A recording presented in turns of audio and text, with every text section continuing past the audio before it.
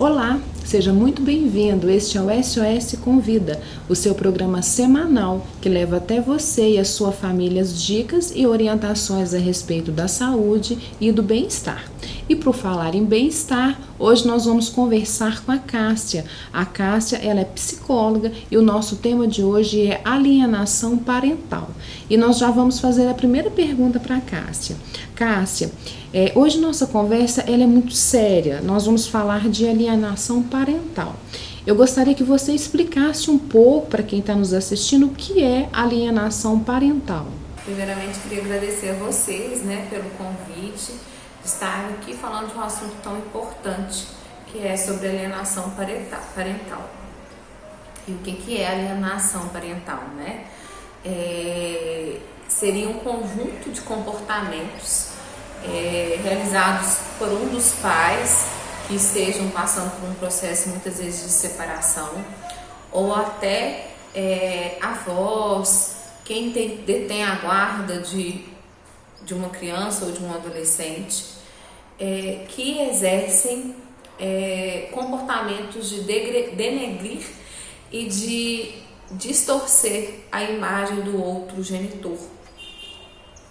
E o que acontece, Esse comportamento, muitas vezes eles são conscientes e inconscientes.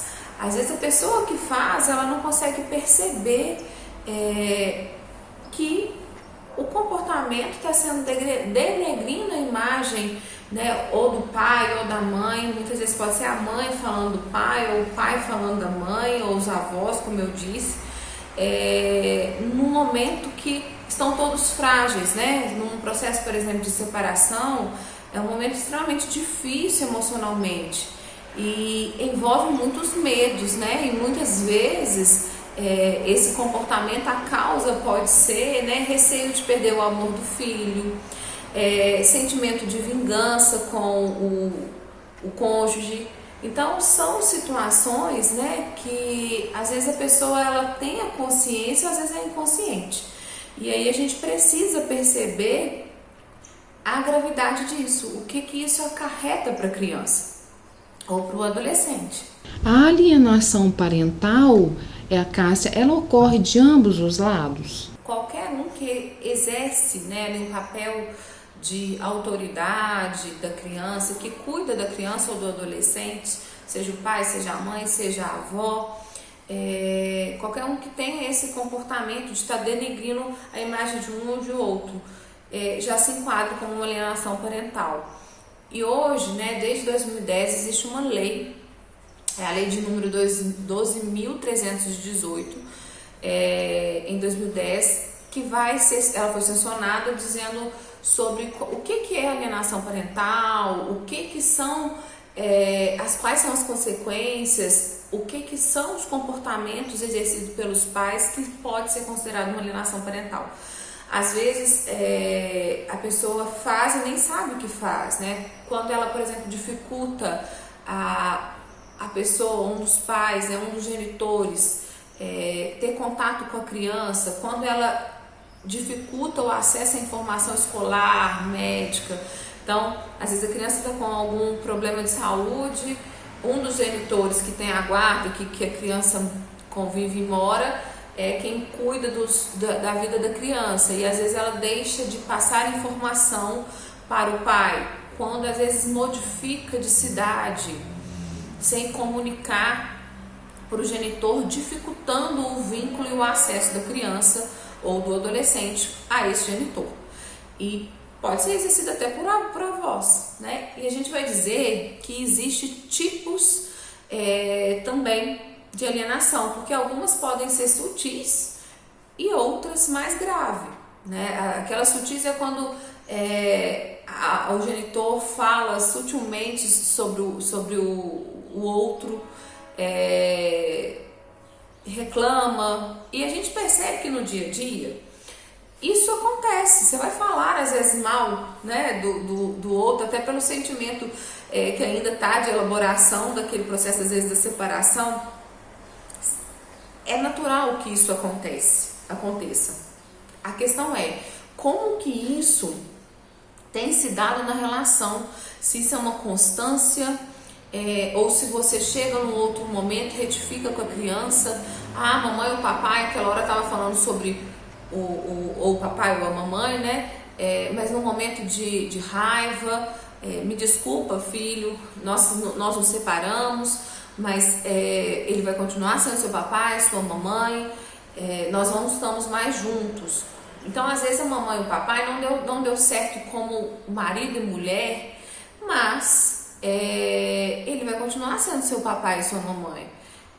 Isso precisa ser passado para a criança, ela entender que a gente também é ser humano, que vai ter momentos que, às vezes, determinada situação a gente não vai saber lidar.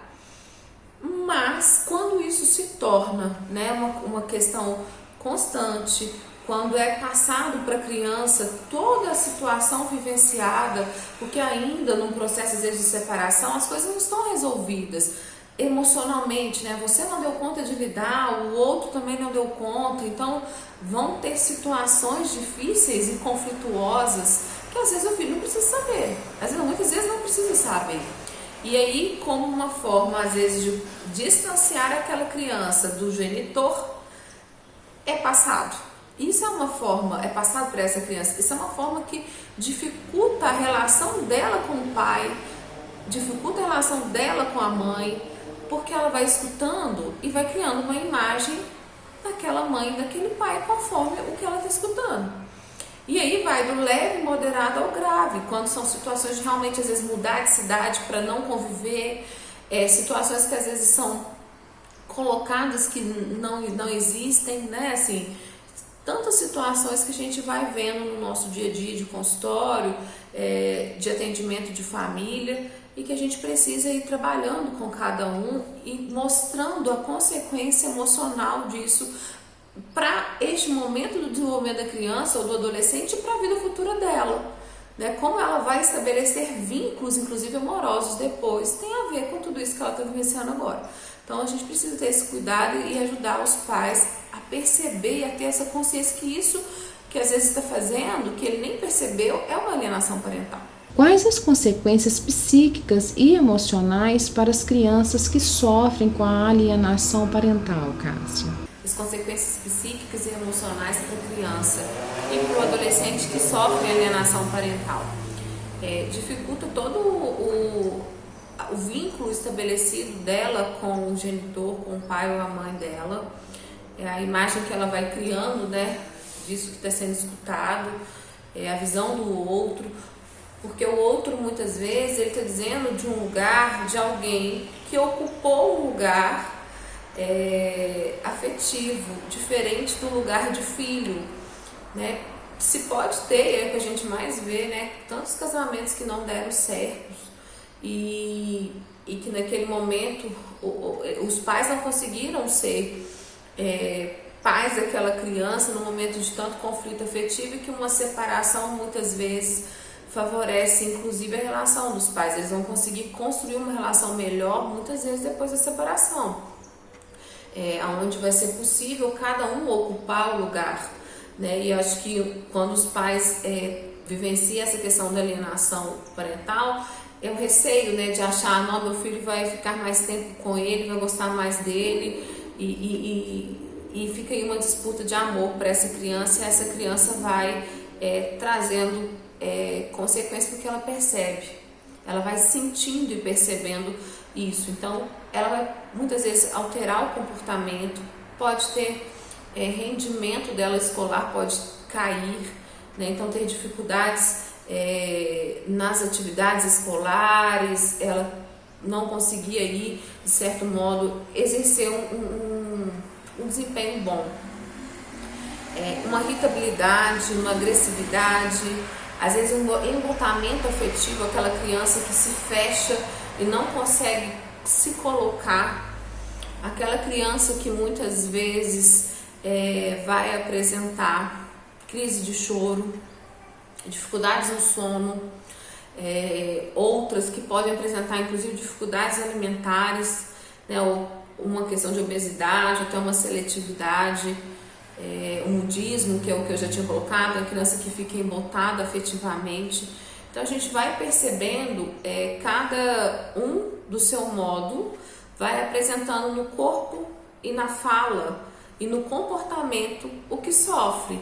Então é muito perceptível uma criança, seja através da fala, da escuta, do atendimento, seja através de um desenho, de uma construção dela no atendimento clínico, dela trazer esses sentimentos vivenciados com a alienação. E tem outras consequências, né, psíquicas e emocionais dessa criança. Essas primeiras que eu estou relatando são consequências da criança com ela mesma, mas tem as consequências principalmente na relação com o genitor. Essa relação muitas vezes acaba sendo estabelecida de desconfiança, de vingança, de raiva. Então às vezes a criança não quer ir na visita, ela distancia a criança e o adolescente, né? Quando eu coloco aqui criança, é criança e adolescente. Principalmente o adolescente que sofre alienação parental, ele vai demonstrar às vezes uma dificuldade de convivência, porque ele está no momento da adolescência, que é o momento da sexualidade, o momento da relação com o outro de uma forma diferenciada que é na infância. Neste momento, muitas vezes, é extremamente conflituoso para ele, e aí ele fica extremamente em conflito, extremamente difícil de se separar disso tudo, de absorver tudo aquilo que está escutando, tudo aquilo que foi dito do pai ou da mãe, e ele fica em conflito porque ele está no lugar de filho, o amor e o ódio ao mesmo tempo, né? Como lidar com isso? Né? É verdade, não é? E muitas vezes traz uma grande consequência emocional, né? Assim, sintomas de ansiedade, questão de medo, de desconfiança, inclusive que pode depois na vida futura atrapalhar inclusive o modo como ele relaciona com o outro efetivamente. E isso tem consequências então atuais, né? Naquele momento que está acontecendo a alienação com a criança e adolescente, ou consequências futuras. Então acho que é extremamente mesmo importante a gente ir conscientizando sobre esse tema e entendendo quais são essas consequências, né, para ele, né, para quem está sofrendo, para a criança e para o adolescente. E perceber que nesse momento de conflito, falar mal, defamar o genitor, promover qualquer ação que vai alterar, né, o comportamento dessa criança e desse adolescente na convivência com o outro genitor é maléfico para eles, né, seja em qualquer momento da vida que isso aconteça, seja na infância ou na adolescência. Ela pode trazer consequências para os pais? Então, as consequências aí também agora, né, pensando para os genitores, né, para o pai ou para a mãe, são consequências também emocionais e jurídicas, né, jurídicas até no ponto de poder perder a guarda, ou isso, né, de certo modo vira um processo, o juiz pode conceder até multa, cada caso vai ser e aí o juiz vai determinar, de acordo com o caso, a consequência, né, se vai ser um afastamento, se vai ser uma visita assistida, a partir do momento que isso for comprovado, uma alienação parental, ou vai ser só um alerta, né, vai chamar os pais e explicar, né, a consequência disso, e aí vai ser só às vezes um alerta, ou a ponto até, né, de ter a multa ou a perda dessa guarda. E as consequências emocionais é vivenciar esse conflito, né, enquanto se está envolvido nisso, entre uma disputa, muitas vezes, a gente vai falar até de egos, né, dos pais, não enxergam os filhos, não percebem ali o sofrimento dos filhos e acabam eles também sofrendo emocionalmente com isso, não conseguem sair dessa situação. E aí a gente pode pensar o que a psicologia tem a contribuir com essas famílias. Não tem como a gente fazer um trabalho, né, com a criança, com o adolescente, sem envolver esses pais. Então, pode ser que quem procura o atendimento o pai que está se sentindo vítima da situação, E ou o contrário, né? Às vezes, num processo de separação, chega pra gente o atendimento e ao decorrer das sessões a gente vai percebendo que ele se enquadra como alienação parental e que essa pessoa nem percebe que é. E aí é o nosso trabalho de conscientizar e de mostrar os danos disso para a criança. Ela é o nosso foco principal. Ela está no momento, a criança ou adolescente, de desenvolvimento emocional e psíquico. Ela está em formação e ela muitas vezes não tem recursos emocionais para lidar com situações de conflito. E ela não vai conseguir muitas vezes elaborar situações, trazendo isso consequências, como eu disse, para o corpo, no comportamento, nas relações.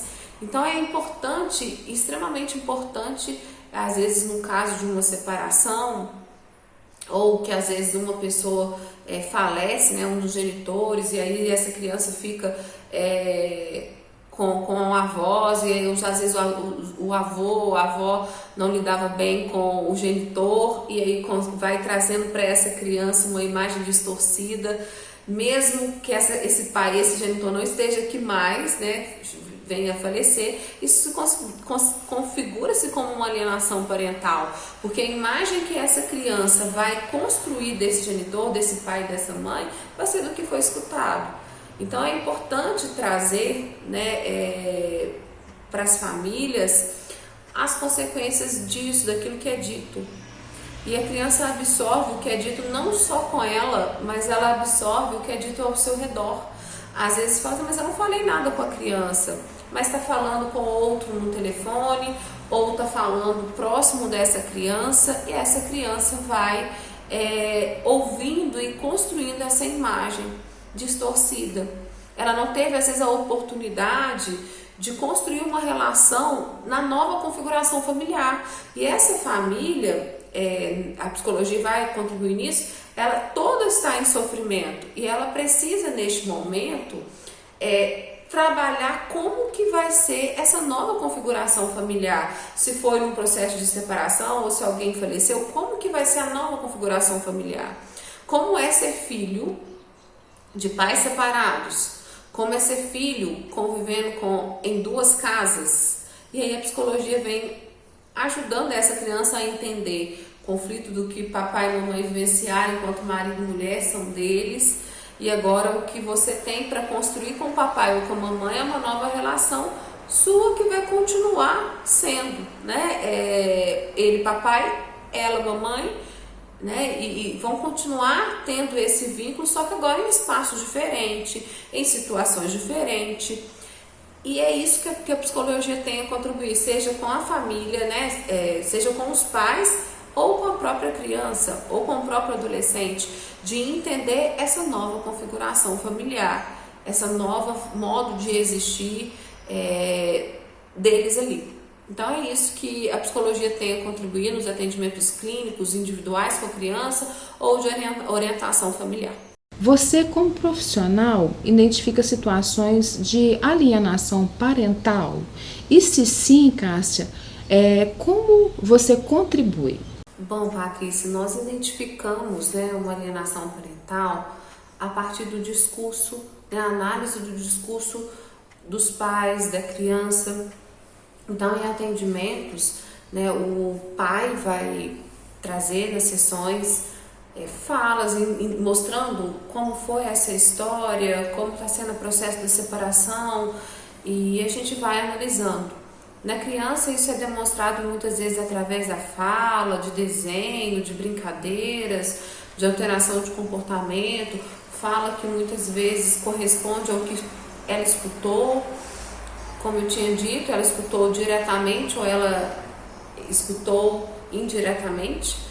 Então a gente vai analisando e percebendo e fazendo trabalho simultaneamente de conscientização daquilo, de retorno mesmo para essa família, para essa criança, para esses pais, do que eles estão fazendo. Peraí, você já parou para observar que isso que você está fazendo está atrapalhando o seu filho? Os conflitos que ele está demonstrando emocionalmente diante de toda a situação que vocês estão vivendo? Então, através mesmo de análise desse discurso, seja da fala, seja do desenho, né? Da escola, se essa criança está demonstrando algum comportamento. Então, é assim que a psicologia percebe. Cássia, para encerrarmos o nosso programa, eu gostaria que você desse um conselho, que você falasse um pouco para aqueles casais que estão passando pelo processo de separação, falasse a respeito dos cuidados que devem ser tomados com as emoções das crianças. Então, assim, uma sugestão e orientação que eu deixo para os pais que estão vivenciando o processo de separação ou até que já vivenciaram, às vezes a procura de uma ajuda profissional quando essa situação está difícil de ser suportada, está difícil de separar as questões, né? Que é preciso, o que é seu, o que é do outro. Então, no processo de psicoterapia, isso pode favorecer vocês, enquanto genitores, enquanto pais, e favorecer também essa criança. Ter o cuidado, né, de como conduzir, que imagem que você vai levar para aquela criança, para o seu filho, sobre o pai dela ou sobre a mãe dela.